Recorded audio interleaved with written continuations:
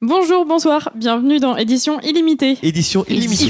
Édition Illimité. On est là pour vous parler des livres et de tout ce qu'il y a autour. Et quand je dis on, je parle des deux potes qui sont à mes côtés, Gaëlle et Inès. Salut les filles. Salut. Salut. Vous pouvez vous présenter s'il vous plaît? Donc moi c'est Gaëlle, je suis libraire à la Fnac. Moi c'est Inès et je suis éditrice dans une maison d'édition jeunesse. Aujourd'hui, on est là pour répondre à une de vos questions. Et celle de ce soir, c'est mais comment on fait un livre en vrai? Pour y répondre, on va commencer par le commencement. Du coup, c'est le travail de l'auteur. De l'auteur ou de l'illustrateur, on va parler aussi, parce qu'il y a des livres avec des images, des fois. L'auteur ou l'illustrateur ont deux façons de travailler, en fait. Soit c'est un manuscrit proposé Donc c'est par un truc que tu as écrit dans ton coin et que tu as envie de faire publier. Exactement, dans ta chambre ou dans... Sur ta machine à écrire. Exactement, c'est Gaëlle. ça. Hein. Dans ta maison sur le bord de mer. Et envoyé par version papier ou mail aujourd'hui beaucoup, mais les gros romans quand même par version papier. Ouais, c'est mieux. À une maison d'édition qui accepte de la publier ou pas. Ou sinon, il y a une autre façon de travailler. Dans l'édition, la plupart du temps, on ne le sait pas forcément, mais ce sont des commandes passées de l'éditeur à l'auteur. Ouais, parce qu'on va y revenir après, mais l'éditeur, il a besoin de publier des trucs, donc des fois, il dit hey, ouais, il fait appel à des gens en leur disant il faudrait que je publie ça, est-ce que tu veux l'écrire pour moi? Il faut que je me fasse du fric. Pardon. Donc, l'auteur ou l'illustrateur, après, travaille selon les besoins de la maison d'édition, donc pour travailler sur un livre sur le jardinage ou sur la cuisine, ou un peu moins dans les romans, mais on est vraiment sur de la commande. Et après, l'illustrateur travaille de la même manière avec le pôle graphique, on en parlera après, ou sinon... Ouais, il y a de l'échange vraiment à chaque fois avec la maison d'édition pour être sûr que... Quand c'est une commande, oui, parce que ça répond à une attente. C'est vrai, il y a une commande, donc forcément, il y a un besoin et il y a des... Et un contrat. Et un contrat, oui, qui est fait avec la maison d'édition. Oui, c'est là que la maison d'édition, elle intervient, parce qu'on a un petit manuscrit, mais ce serait bien que ça devienne un livre quand même. Donc elle est là pour intervenir entre les deux. Donc une maison d'édition, en fait, c'est une marque. Il y a quoi? Il y a un logo sur la couverture. Voilà, c'est ça. On peut appeler ça un logo, tout à fait. C'est le petit nom qui apparaît en bas de la couverture. Et du coup, le rôle de la maison d'édition, en gros, c'est de transformer ce manuscrit en un vrai produit livre, quoi. Parce que du coup, c'est ce qu'on cherche à savoir, comment on fabrique un livre. La maison d'édition, elle a quand même une très grosse part à avoir dans cette fabrication. Dans la maison d'édition, il y a plein de monde. C'est quand même, en général, soit c'est des toutes petites équipes avec plein de gens qui font un peu plein de rôles différents, mais en réalité, dans les grosses maisons d'édition, il y a plein de services avec, notamment, on va parler d'abord du pôle éditorial, on pourrait dire comme ça, avec donc l'éditeur, les assistants d'édition qui travaillent donc avec l'auteur, c'est un peu les chefs d'orchestre. Ouais, c'est eux qui vont aider, l'auteur à tirer le meilleur du bouquin, quoi, à faire en sorte que ce soit Exactement. Que ce soit le meilleur roman, Ouais. ou que tout soit bien rédigé, qu'il n'y ait pas de faute, que les images aillent bien avec le texte. Qui vont c'est corriger, lui qui va faire le suivi en fait du manuscrit jusqu'à ce que ils disent ok, c'est bon, on a fait le livre, qui fait le lien avec tous les autres services dont on va parler un petit peu de la maison d'édition, mais un éditeur tout seul ne peut pas complètement travailler. Non, du coup, il va travailler en premier lieu avec le pôle graphique. Et dans le pôle graphique, il y a des maquettistes donc, qui vont faire en sorte que ce livre, en plus, il soit joli. Donc, ils vont choisir une jolie typographie, donc une police, un petit truc que vous choisissez dans Word, du Times ou du Garamond pour les livres plus élégants, des choses avec comme ça. Avec une taille de police. Ils vont bosser aussi sur la mise en page, donc comment le texte est positionné dans la page, comment on met les marges, comment on met les folios. Le folio, c'est le petit mot savant pour dire le numéro de la page. Donc, si vous voulez briller en société, vous pourrez le replacer. Il y a aussi des titres courants, donc les titres du chapitre qui revient. Ça, c'est pour les romans. Après, il va y avoir un peu plus de travail sur des romans jeunesse ou des livres pratiques où il va falloir agencer un maximum de contenu. Dès qu'il y a de l'image, de toute manière, c'est un autre travail au niveau de la maquette. Parce il y a plus de composition, quoi. Et en plus, il y a quand même un petit objectif derrière de rendre le coût de fabrication le moindre possible. Donc, si on peut essayer de réduire le nombre de pages ou de réduire le nombre de couleurs imprimées, ça va aider à faire gagner un petit peu d'argent, quoi. Donc, après, il y a des maisons qui ont beaucoup de moyens et qui vont faire des très très beaux livres. Oui, la question ne se pose pas à chaque fois, c'est pas forcément... mais en tout cas, c'est le maquettiste qui va être garant de toutes ces questions d'ordre de mise en page. En relation avec la fabrication, en fait. mais qui est aussi en relation avec l'éditeur. La fabrication, tout ce qu'est-ce petit qu'un monde travaille fabricant ensemble et échange. Oui, il n'y a pas d'ordre. En fait, on donne un ordre un peu dans cette chaîne du livre, mais il y a plein de travail qui se fait en parallèle. C'est du ping-pong permanent entre les gens, en fait, et c'est impossible. Puis chaque maison a son fonctionnement, donc on essaye de faire des généralités pour rendre le truc le plus clair possible. Et donc, le pôle fabrication, un fabricant, c'est un peu le métier inconnu dans les maisons d'édition. Ouais. Même des gens qui travaillent avec eux ne savent pas réellement ce qu'ils font. C'est un peu comme les informaticiens de n'importe quelle boîte. C'est les gens qui font un métier un peu obscur et on ne sait pas trop ce qu'ils font, mais on sait que c'est bien qu'ils maîtrisent leur truc. On sait qu'ils sont en relation avec les imprimeurs qui vont imprimer et fabriquer le livre. Et on a l'impression que c'est que des gens qui envoient juste un PDF pour qu'ils soient imprimés. Mais c'est quand même plus que ça, un fabricant. C'est celui qui va négocier en fait tout le choix des matériaux, des coûts, surtout quand c'est des livres qui sont avec des fabrications particulières, quand il y a des pop-up, des matières, enfin tout ce qui est en livre jeunesse. Les pop-up, c'est les jolis livres pour enfants avec du relief. Des éléments qui sortent et des petites languettes à tirer, des trucs comme ça. Exactement. Et tout ça, le fabricant a un vrai rôle, mais aussi dans les romans, sur tout ce qui est choix de papier. Surtout que sur les couvertures, on peut faire du taf super avec des techniques. On peut rajouter des rabats, mettre du vernis sélectif, qui est un espèce de petit vernis joli, des petites choses plutôt chouettes. Pour pimper le bouquin et faire qu'il ressorte un peu plus. Qui en général augmente le prix de fabrication, mais il y a le fabricant est justement toujours là pour négocier avec les imprimeurs sur ce genre de coûts. Et du coup, ça a un réel impact sur le prix du livre derrière, mais ils font un sacré boulot. Et du coup, maintenant, on a quelque chose qui ressemble à peu près à un livre, qui ressemble même à un livre. Oui. Mais c'est là qu'intervient, du coup, le pôle commercial. Bah oui, parce que ce livre, il faut le vendre. Exactement, c'est ça. Dans le pôle commercial, il y a plusieurs parties. Déjà, la partie commerciale, qui, pareil, va travailler avec tous les autres pôles. En partie avec l'éditeur, pour définir déjà le tirage, savoir à combien d'exemplaires on va le tirer, ce livre. Donc, estimer un petit peu les ventes. Parce que c'est ça, en gros, un bouquin, il va... Soit ça va être on vise comment on dit un livre qui se vend beaucoup, je perds mes mots. Le best-seller. C'est de l'anglais, yeah. je perds mon anglais. Du coup, si on fait un best-seller, on se dit on va en tirer énormément, mais derrière, il faut être sûr qu'il va y avoir de la clientèle, des gens qui vont l'acheter. Oui, parce qu'on ne sait pas toujours qu'on va faire un best-seller. Il faut savoir qu'il y a des fois aussi des sacrés ratés. Il va falloir estimer ce genre de choses pour tirer le juste nombre de livres qu'on estime pouvoir vendre. Et la partie commerciale va aussi charger donc, les échanges avec les représentants, ça on va le voir après, mais ça on définir vraiment ce qu'on appelle un argumentaire commercial, c'est-à-dire ce livre, voilà les atouts, comment vous allez le vendre auprès des libraires. Voilà, il est trop bien. Si ce livre passait un entretien, quelles seraient ses qualités et ses défauts? Oui, c'est la même question qu'on lui pose. Donc dans le pôle commercial, on aura aussi la partie marketing. Donc ça va être plutôt la promotion du livre, en faire de la publicité. Donc la publicité qu'on va trouver dans la presse, vraiment n'importe où, ou alors de la publicité sur le lieu de vente, ce qu'on appelle nous la PLV. Qui sont les gros trucs en carton avec des livres dedans en général. Souvent c'est ça, en carton, ou des posters, c'est moins cher. Ou des marque-pages, ou plein de choses comme ça. Ouais. Après, on aura aussi, faut le faire connaître aussi auprès de la presse. Donc là, on a le service de presse qui intervient. C'est les gens qui envoient des livres gratos. Oui, c'est ça. Qui mettent des livres dans des enveloppes et qui se vont à la poste avec. Et les libraires en profitent aussi. Et donc, le but, c'est d'avoir des articles qu'on parle de ce livre, parce que oui, il faut le vendre. Et on aura aussi la partie événementielle, qui là va intervenir différemment. Là, ce sera plus tout ce qui est salon, les dédicaces. Ouais, du coup, là, tu vas taffer un peu plus avec l'auteur pour dire il faudrait que tu ailles dans tel salon, que tu fasses des animations, des lectures, des dédicaces, des trucs comme ça. Oui, et puis c'est un peu, il y a aussi ce nouveau métier du relation libraire de plus en plus, qui est un peu différent des événementiels, mais c'est vraiment un métier qui émerge, surtout en jeunesse. Il y a vraiment des postes qui s'ouvrent sur des gens qui travaillent que avec des libraires pour faire des événements. Et voilà. D'accord, du coup, le but, c'est de faire des événements un peu plus originaux que des dédicaces. C'est pour se rapprocher de l'humain. D'accord.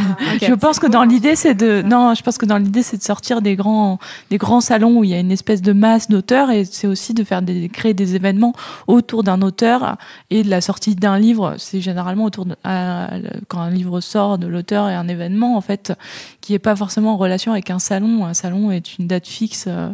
Et du coup, il y a un vrai métier qui se crée. Et donc là, on a l'impression qu'on a fait le tour, mais en fait, il reste des petits pôles aussi parallèles. Ouais, il y a quand même des gens qui vont venir bosser avec la maison. Il y a plein de choses. En fait, il y a aussi ceux qui vendent à l'international, qui sont des commerciaux encore, qui vendent les droits des livres dans d'autres maisons d'édition. Parce qu'un bouquin, pour qu'il soit publié, qu'il soit traduit en anglais ou des trucs comme ça, en gros, il faut que derrière, il y ait une autre maison d'édition à l'étranger qui rachète les droits parce que l'auteur, il touche des droits d'auteur sur son bouquin et du coup, la maison va revendre ça à une autre maison pour qu'elle puisse exploiter le bouquin, quoi.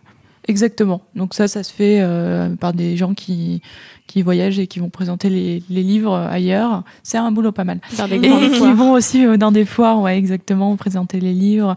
Mais donc des fois c'est des services qui sont dans la maison, des fois c'est à l'extérieur, comme d'autres freelances, comme on retrouve souvent des correcteurs ou correctrices qui sont en freelance. Ça aussi, c'est un métier à part entière. On n'a pas forcément l'impression, mais ils sont un peu oubliés, un peu trop souvent, qui enlèvent toutes les petites ce qu'on appelle les coquilles.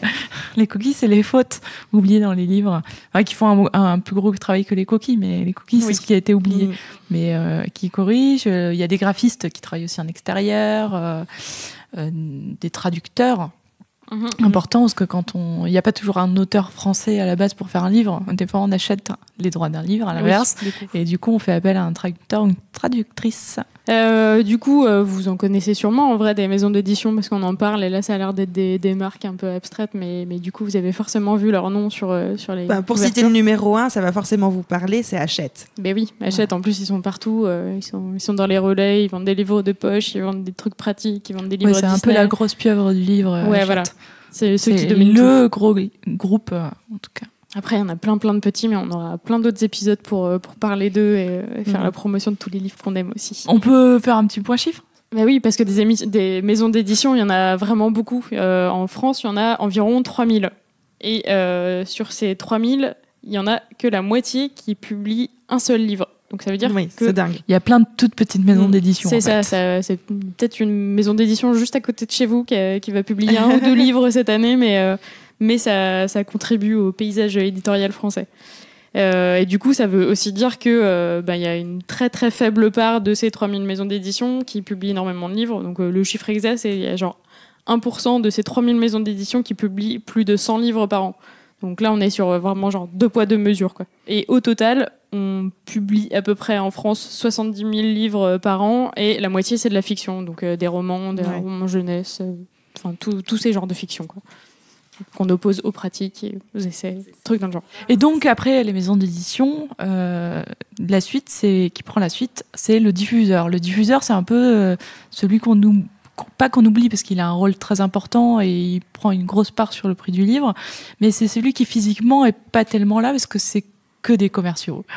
Donc c'est des gens qui traversent la France en voiture avec plein de livres et qui vont rencontrer plein de libraires pour essayer de leur vendre des livres de plein de maisons d'édition en plus. Parce que du coup, c'est des structures un peu particulières dans le sens où alors il y en a certains qui travaillent pour des gros groupes, mais ils vont quand même représenter plusieurs maisons d'édition, plusieurs genres de livres.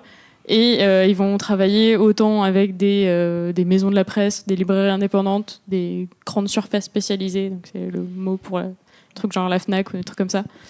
Et c'est là que les petits argumentaires servent. Et voilà. Parce qu'ils peuvent pas tous les lire non plus. Et non, parce que les libraires n'ont pas le temps de tout lire non plus. Donc ça va être aux diffuseurs de mettre en avant de la meilleure manière possible les bouquins qu'ils a à vendre pour la maison, quoi. Ouais, c'est ça, un petit peu. Et puis en général, les diffuseurs, ils sont donc rattachés en effet à plusieurs maisons d'édition et ils sont aussi rattachés à un secteur.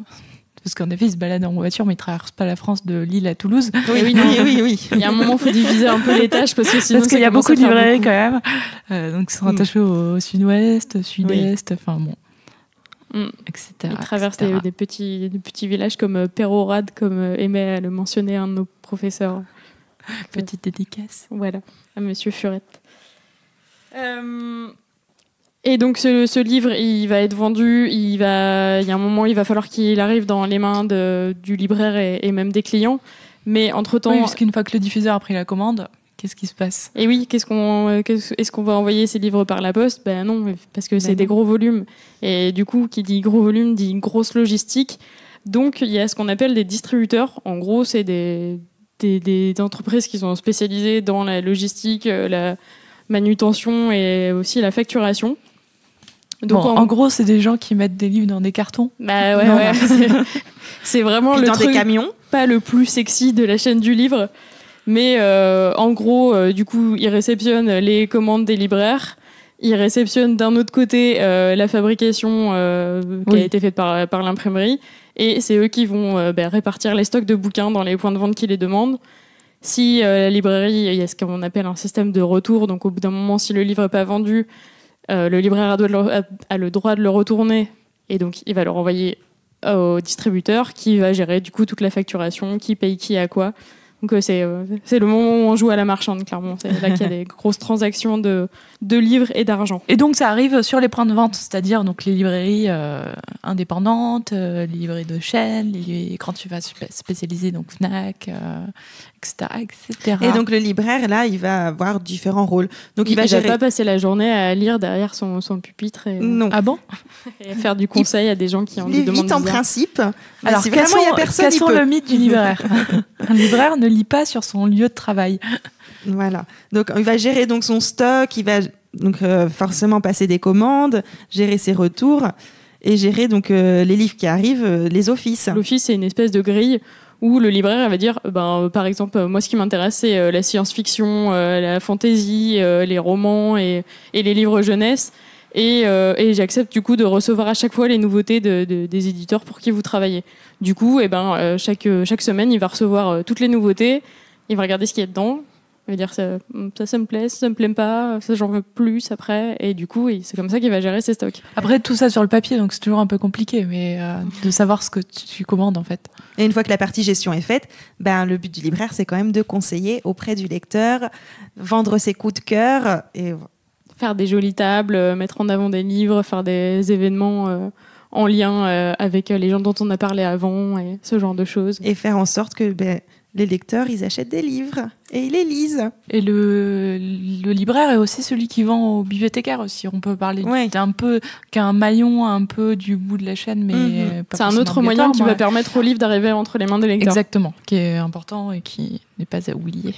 Donc voilà, on a maintenant répondu à la grosse question que vous nous avez posée. Donc pour récapituler, la fabrication d'un livre, c'est une des auteurs, des illustrateurs, des illustratrices, mais il y a aussi donc une maison d'édition, un distributeur, un diffuseur et plein de lieux de vente, pas que de vente parce qu'il y a des bibliothèques aussi, et tout ça pour qu'ils finissent dans vos mains, mais aussi dans les nôtres, parce que nous aussi on lit des livres. D'ailleurs les filles, avant de conclure, est-ce que vous avez quelque chose autour du livre à nous raconter ? Alors moi en ce moment je suis en train de colorier des marque-pages. Mais on était en train de dire que libraire c'était un métier sérieux et tout d'un coup tu nous racontes que tu fais du coloriage. Je ne fais pas ça sur mon lieu de travail. Alors c'est quoi ces marque-pages ? Mais on m'a offert en fait des petits coloriages anti-stress sous forme de marque-pages Disney, puisqu'il faut savoir que j'ai des grosses lacunes et donc je révise mes classiques en faisant du coloriage. Alors d'où viennent ces marque-pages c'était un cadeau d'anniversaire, voilà. D'accord. Quelqu'un qui sait que je ne connais pas mes Disney et effectivement quand je tourne les marque-pages, il y a plein de personnages que je ne connais pas. Ah d'accord, Sorry. on va pouvoir réviser ça ensemble si tu veux. Mais maintenant que je les ai coloriés, certains. Alors, il faut savoir que c'est très moche à la fin. Tu t'es trompée de couleur. Non, c'est surtout Est-ce que c'est comme les numéros d'art où tu as des petits numéros pour savoir quelle je couleur choisis mes couleurs et ça me paraît une très bonne idée au début. À la fin, le résultat est pas au niveau de mes attentes, en fait. Si tu te retrouves avec les monstres de Monstres et compagnie jaune et violet, ça risque d'être un peu je respecte pas les couleurs. Déjà, je les connais pas puisque je les ai pas vus, les films. La question la plus importante, est-ce que tu vas les utiliser pour... Non, c'était pour ça. Je voulais vous dire que, en fait... Vous allez bientôt avoir des très jolis marque-pages. Ah, super. J'ai hâte de lire d'autres livres pour pouvoir coller tous ces marque-pages. Oui. Par contre, je remarque que tu es vraiment déstressée, donc c'est hyper efficace. Ah ouais, vraiment. Ah là là. Cool. J'ai changé. Eh ben, on va profiter de notre soirée bien déstressée. C'est la fin de cet épisode. Si vous avez des questions, des remarques, des sujets à nous proposer ou des messages sympathiques, n'hésitez pas à nous contacter sur les réseaux sociaux, sur Facebook, Twitter, Instagram, même par mail. Bref, on est à l'écoute de tout ce que vous aurez à nous dire. Et ne partez pas tout de suite parce que l'épisode n'est pas terminé. C'est vous qui en écrivez la fin. Donc on vous laisse avec l'épilogue. Merci encore et à la prochaine. Salut. Salut. Alors mon souvenir le plus marquant lié au livre, c'est de découvrir Le Pape des escargots de Vince Naud, de lire ça avec plaisir, de me dire « Ah, je vais enfin avoir quelque chose de sympa à conseiller à mes parents ». Et quand je leur en ai parlé, comme d'habitude, ils m'ont répondu quelque chose du genre « Ah oui, Henri Vince Naud, oui, effectivement, c'est très bien, mais bon, son meilleur bouquin, c'est plutôt Les Étoiles de Compostelle, et puis il a aussi travaillé dans tel et tel domaine ». Voilà, c'était impossible de les prendre en défaut sur ce genre de domaine. Ma position préférée pour lire, c'est vautrer dans un bouquin vautrer dans un lit avec le bouquin au-dessus. Mon genre de livre préféré, c'est des livres de science-fiction et, si c'est possible, du cyberpunk. Les livres de Walter John Williams sont particulièrement intéressants, même s'il faut souvent les lire 2 fois pour finir par y comprendre quelque chose. Comment je range mes livres ? Alors, j'ai une technique de rangement bien à moi. Je les laisse dans mes cartons après avoir déménagé, jusqu'à ce que ma compagne en ait marre et finisse par les sortir en les rangeant complètement en vrac. Et après ça, généralement, j'ai la flemme de tout retrier, donc ça reste comme ça. C'est un super système parce que du coup, comme les trucs sont en bordel, on a plus de chances de retrouver quelque chose, de retomber sur quelque chose qu'on ne serait pas forcément allé chercher. Donc c'est une façon de redécouvrir ses propres affaires. Je traite mes livres... il y a eu un temps où je traitais mes livres comme un maniaque, et maintenant je considère qu'il faut qu'ils vivent, qu'il faut leur donner un coup de coude pour marquer la pliure, corner les pages et écrire des conneries dans les marges. Et un jour, je finirai par me faire un tampon rigolo pour dire merci de rendre ce livre un jour à Aurélien, parce que finalement, il me reste que mes livres nuls, tous les bons, je les prête et on me les rend jamais. Mon livre le plus abîmé, ça doit être Le Seigneur des Anneaux, en édition intégrale, parce que c'est super chiant à lire, c'est lourd, ça tombe, les pages se cornent. Finalement, les éditions de poche en 3 volumes, c'est quand même très très bien. Le dernier livre que j'ai acheté, je ne sais pas, je ne me souviens pas. Qu'est-ce que j'ai acheté ? Alors, il n'y a pas de dernier livre que j'ai acheté parce que je n'achète plus rien, je me fais tout offrir. J'ai une pile de livres à lire qui est beaucoup trop grande, qui ne fait que croître. Donc, s'il vous plaît, arrêtez de m'offrir des livres, merci.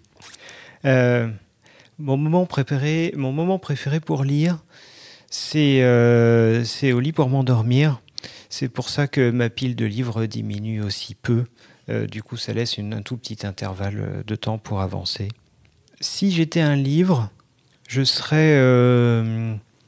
Si j'étais un livre, je serais À rebours de Huysmans, parce que c'est plein de vocabulaire super compliqué, il se passe jamais rien, et on a globalement l'impression d'être un con parce qu'on comprend pas la moitié des mots, et ça nous donne une occasion de ressortir le vieux dictionnaire poussiéreux qui est dans un coin. Je m'appelle Aurélien, j'ai 35 ans, je suis directeur artistique et c'était Éditions Illimitées.